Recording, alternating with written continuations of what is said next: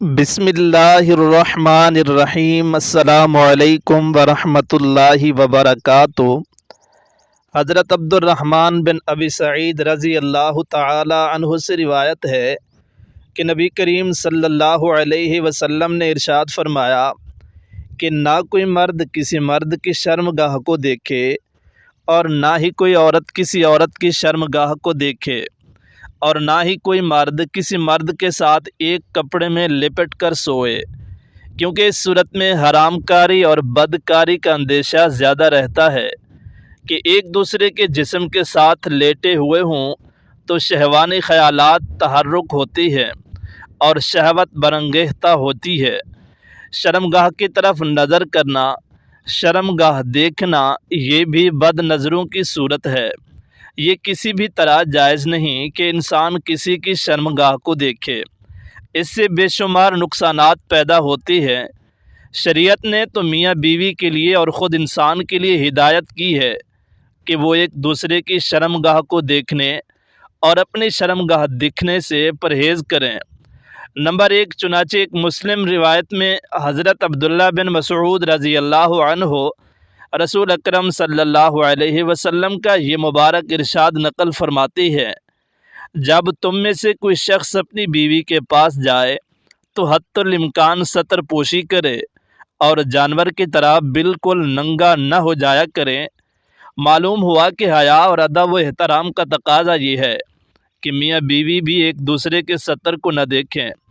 Number 2، حضرت عائشہ صدیقہ رضی اللہ تعالی عنہا فرماتی ہے کہ پوری زندگی نہ میں نے حضرت صلی اللہ علیہ وسلم کا ستر دیکھا، نہ آپ صلی اللہ علیہ وسلم نے دیکھا۔ اس لیے ہمیں بھی ستر پوشی میں حدود درجے کا خیال رکھنا چاہیے۔ اس سے بڑھ کر حیا کا تقاضا تو یہ ہے کہ ہم تنہائی کے عالم میں بھی حتی الامکان اپنے ستر کو چھپانے کا اہتمام کریں۔ چنانچہ اس دنیا میں ایسے انسان بھی وجود میں آئے جنہوں نے حیا کے اس تقاضے کو بھی پورا کیا اور تنہائی میں بھی ستر کھولنے سے احتراز برتا۔ حضرت انس رضی اللہ تعالی عنہ روایت کرتی ہے کہ مشہور صحابی حضرت ابو موسیٰ اشعری رضی اللہ تعالی عنہ سوتے وقت لنگی کے نیچے نکر پہن کر لیٹتے تھے کہ کہیں سونے کی حالت میں ان کا ستر نہ کھل جائے۔ نمبر 2، حضرت ابو بکر صدیق رضی اللہ تعالی عنہ نے ایک مرتبہ اپنے شرم و حیا کو بیان کرتے ہوئے اپنی تقریر کے دوران فرمایا کہ جب قضاء حاجت کے لیے صحرا میں جاتا ہوں تو اللہ تبارک و تعالی سے شرم کی وجہ سے اپنے کپڑے لپیٹ کر جاتا ہوں، یعنی حتی الامکان ستر پوشی کا اہتمام کرتا ہوں۔ اسی طرح نبی کریم صلی اللہ علیہ وسلم نے ارشاد فرمایا کہ اللہ تعالی حیا کرنے والا اور ستر پوشی پسند کرنے والا ہے، اس لیے جب تم میں سے کوئی غسل کا ارادہ کرے تو کسی چیز سے آڑ لے کر کتنا ہی میں اور ہم اہتمام کرتی ہیں، بلکہ آج کے دریاؤں سمندروں کا ساحلوں پر بھی ہم ستر کا خیال نہیں کرتے۔ یاد رکھیے، والدین کی اعمال و اخلاق کا اولاد پر بہت اثر پڑتا ہے۔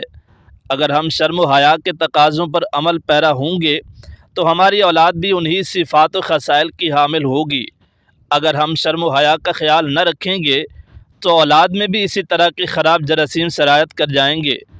علاوہ ازیں ستر پوشی میں لاپرواہی کا ایک اور نقصان حضرات فقہاء کرام نے لکھا ہے کہ اس کی وجہ سے آدمی پر بھول اور نسیان کا غلبہ ہو جاتا ہے اور ضروری باتیں بھی یاد نہیں رہتی۔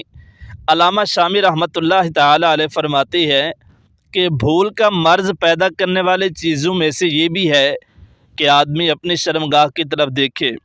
حضرت حکیم لقمان رحمۃ اللہ علیہ نے اپنے بیٹے کو نصیحت کی کہ اے بیٹے، شیر اور سانپ کے پیچھے چاہے تو چل لے مگر عورت کے پیچھے مت چلنا۔